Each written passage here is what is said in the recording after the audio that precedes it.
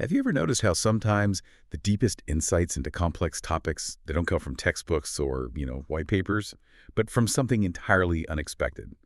Welcome to the Deep Dive, the show where we try to unearth those hidden stories and surprising connections.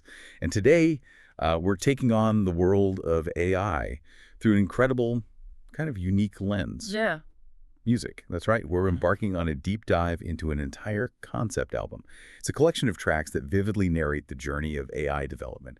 It's called Dreams of Gradient Descent. Oh, This isn't just an album about AI. It feels almost like the soundtrack of AI's creation. it really does. I mean, this album, it offers a surprisingly insightful and often quite poignant look at the entire AI journey. You get everything from the relentless, sometimes grueling training phases to the moments of breakthrough and, yeah, even those frustrating roadblocks that researchers are constantly battling. It's a powerful way, I think, to understand both the intricate technical stuff and the very real human, almost cognitive struggle involved in building these systems. Right, so our mission today is to unpack 5 specific tracks from this album. We've got One Epoch After Another, Attend, Regularized Love, Just So Random, The Dropout, and Stuck in the Gulch. Hmm. Each song isn't just like a metaphor. It's a window into a core AI concept or maybe a challenge that you, as someone following this field, will probably find pretty illuminating.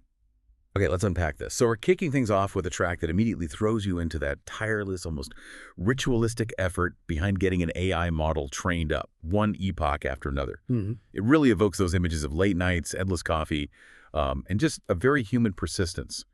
What does an epoch truly represent in this relentless process? Yeah, for those of us working in AI, the term epoch, it isn't just like a unit of time. It's a fundamental cycle, a really core concept. It basically signifies one complete pass of the entire training data set through the learning algorithm, but it's more than just scanning it. Like the song captures, it's just one epoch after another, I swear, watching the loss go down the side in prayer. And that prayer part, sometimes it feels like that. I bet. Yeah. Because it's not passive observation. Developers are intensely focused on the metrics, making tiny adjustments to hyperparameters, debugging, constantly tweaking the gears, like the song says. You're trying to cut the losses, beat benchmarks. It's this whole iterative refinement, really a marathon towards achieving convergence. Convergence, that's the goal, right? When it sort of stabilizes. Exactly. When the model's performance stops improving dramatically and ideally, it generalizes well to new data it hasn't seen before. It sounds less like a sprint and definitely more like an endurance sport. The lyrics paint this picture, sun dipping slow, stars appearing, but still not enough for the dream. You really feel the sheer mental, maybe emotional patience required there. When you're actually in it, running these epochs, what's the challenge? Like knowing when to stop, or if you're even making real progress. Oh, that's a critical point. Yeah. The patience isn't just about waiting. It's about making informed decisions when you're not totally sure what's going on under the hood. Each epoch, it offers a chance for the model to learn, sure, but also to overfit. Right. To just memorize the answers for the test. Precisely. Memorizing the training data, noise and all, instead of understanding the actual pattern. So Yeah. knowing when your model has genuinely converged, not just on the training set, but on, say, a validation set, that's key.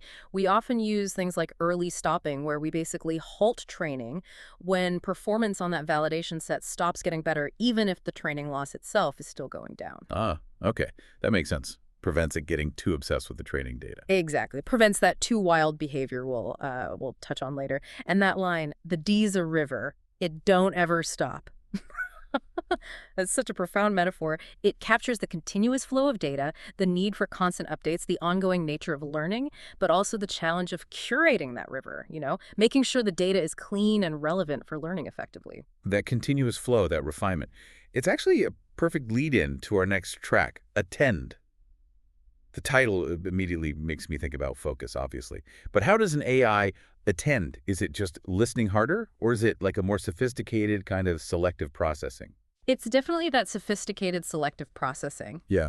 And this song, I think, brilliantly captures the essence of attention mechanisms in AI. These became really famous with transformer architectures. Attention basically lets models dynamically weigh the importance of different parts of the input sequence when they're processing a specific bit. The lyrics ask, is it wide or is it narrow? A flash of light or in the shadow? It's not just about focusing on one thing. It's about figuring out the relationship between different elements and assigning importance. Okay, so like processing a long sentence. Yeah. Maybe connecting a pronoun way back to the noun it refers to. Exactly that kind of thing. Or identifying the most critical word in a search query. That's attention at work. A whisper electric, a tangled thought. It buzzes, it hums, it won't let go. That line perfectly describes a model trying to grasp meaning from something complex. It sounds almost like how we try to pick out a crucial detail in a noisy room. How does this attention actually show up in practice? Can we see what the AI is paying attention to? Yes, often we can. And that's one of the most exciting things about it, actually. Attention mechanisms really help with model interpretability. We can look inside the black box a bit more. We can visualize these attention maps in, say, image recognition, showing which parts of an image the model focused on to decide cat or dog. Oh, okay. You can see its gaze. Kind of, yeah. And in language, we can see which words heavily influence the meaning of another word. The song emphasizes, attend, don't miss a beat, the rhythms are beneath your feet. It highlights how models are designed to capture the nuances from shimmering threads in pixel light or individual words. It's about building this rich contextual understanding. It connects seemingly disconnected elements. It's not just linear processing anymore. It's more like building a dynamic graph of relationships to really find the truth in the information. Okay, so we've talked about the persistent grind of training with epochs and the crucial ability for AI to focus using attention.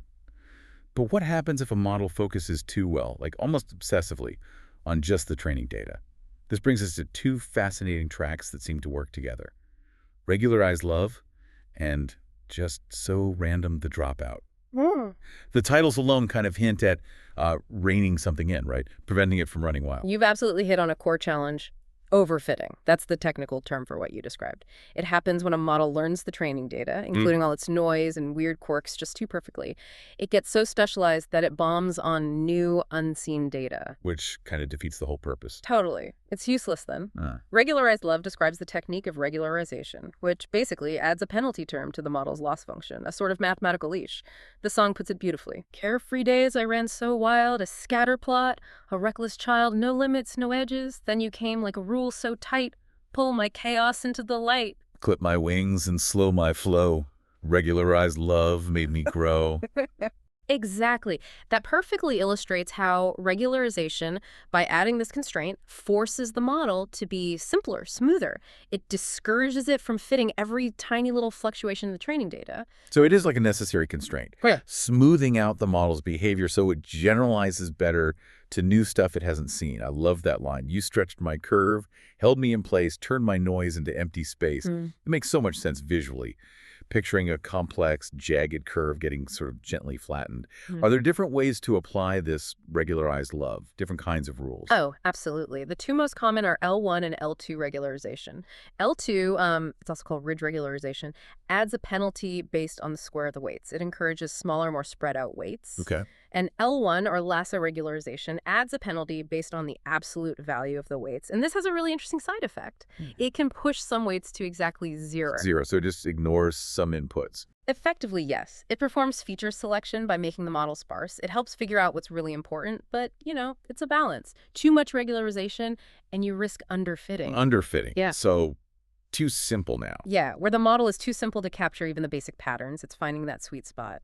And then just so random, the dropout offers another really ingenious take on regularization. Here, during training, individual neurons nodes are randomly dropped out, temporarily ignored. The song speaks from the perspective of one of those dropped nodes. You dropped me out. Was it fair or right? I was a number, a line in your code. But you rolled the dice, said goodbye to me. Wow, so it feels like this personal rejection for that little node, was I not enough? Yeah. But it's actually for the greater good of the whole model. That seems so counterintuitive. It totally does, but it's brilliant. It's a fantastic form of regularization because by randomly dropping out neurons in each training pass, the model is forced to learn more robust features. It can't rely too heavily on any single connection or any single neuron. Okay. Like cross-training a team. That's a great analogy. Yeah, forcing different members of the team to learn each other's roles so no one person is totally indispensable. It prevents what we call co-adaptation among neurons. In essence, it kind of creates an ensemble effect, like you're training lots of slightly different thin networks all at once. So while one part might feel lost, like the song says, it helps the entire system generalize way better, avoid memorizing, and build a stronger, more resilient model that performs much better out in the real world. Gotcha. So deciding between L1, L2, or dropout Depends on the situation. Yeah, often depends on the specific architecture, the data, the problem you're trying to solve. But they're all really powerful tools in a developer's kit against overfitting. Okay, we've covered the grind, the focus, and the taming of the model. But even with all these techniques, there's this deep-seated fear, I think, for every AI developer. A common and often, well, soul-crushing frustration. Hmm. This brings us to a track that captures it perfectly, Stuck in the Gulch. That title alone, it just conjures images of being trapped somewhere difficult and inescapable. Oh, it really does. And this song vividly describes one of the biggest optimization challenges in training deep learning models. Specifically, it talks about saddle points and local optima. Imagine the loss function, the thing we're trying to minimize, as this huge, complex, bumpy landscape in many, many dimensions. Okay, like mountains and valleys. Exactly.